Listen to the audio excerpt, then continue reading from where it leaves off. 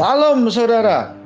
Renungan singkat AC hari ini berjudul Fungsi Pencobaan atau Kesukaran bagi orang Kristen.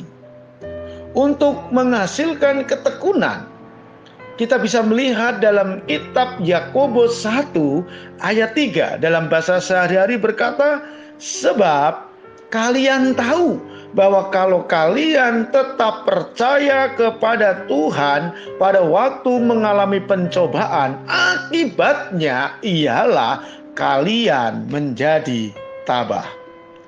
Apa yang dimaksud dengan ketekunan? Dalam bahasa Yunani juga dikatakan hupomone, yang berarti kemampuan bertahan dalam kesukaran. Bukan dengan sikap sekedar bertahan atau diam atau pasif, tetapi dengan sikap sedemikian rupa sehingga mampu untuk menjadikan situasi atau hal yang tidak menyenangkan itu menjadi sesuatu yang memuliakan Tuhan. Wah, luar biasa. Kalau kita menghadapi kesukaran, ada berbagai macam sikap yang bisa kita ambil.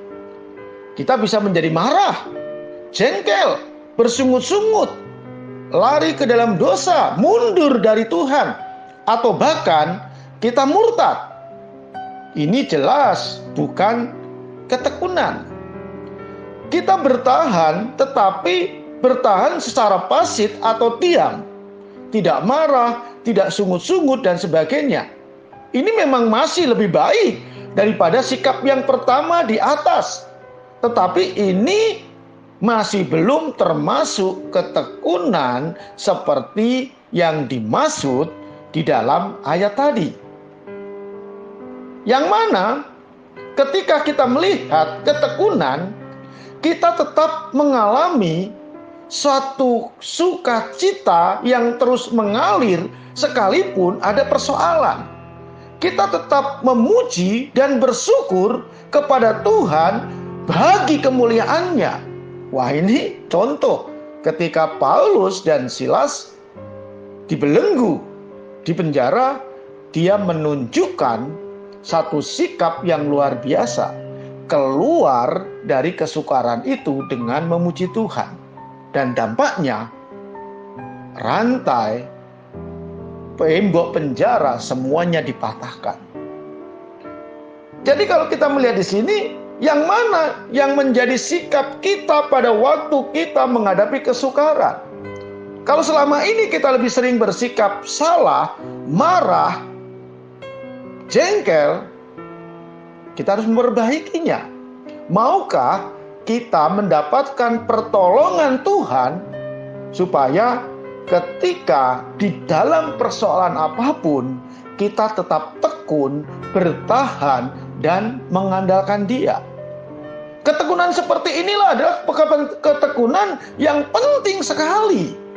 Ketekunan ini memungkinkan kita bisa bertahan sampai akhir dalam kita mengikut Yesus.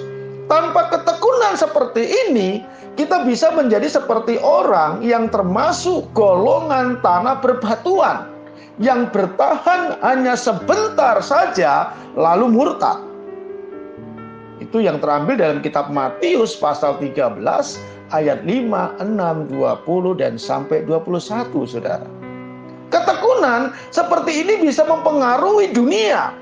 Kalau kita hanya bisa bertahan secara pasif dalam menghadapi kesukaran, itu tidak mengherankan orang. Tetapi kalau kita bisa tetap bersuka cita, bersyukur dan memuji Tuhan, bahkan bisa tetap bersemangat melayani Tuhan di tengah-tengah kesukaran dan segala macam penderitaan, maka kita bisa membuat orang dunia menjadi heran, sehingga mereka mau mempelajari rahasia sukacita kita, bahkan mau menjadi pengikut Kristus. Ketekunan seperti ini tidak mungkin bisa didapatkan kalau kita tidak mengalami kesukaran. Seorang pendeta datang kepada pendeta senior. Dia berkata supaya dia tekun. Lalu pendeta tua itu mengajaknya untuk bisa betul-betul memiliki ketekunan yang diharapkan dari pendeta muda ini. Pendeta muda itu membuat pendeta muda itu menjadi marah dan menegur kepada pendeta senior. Tetapi pendeta itu berkata, satu-satunya jalan untuk mendapat ketekunan adalah dengan melalui penderitaan atau kesukaran.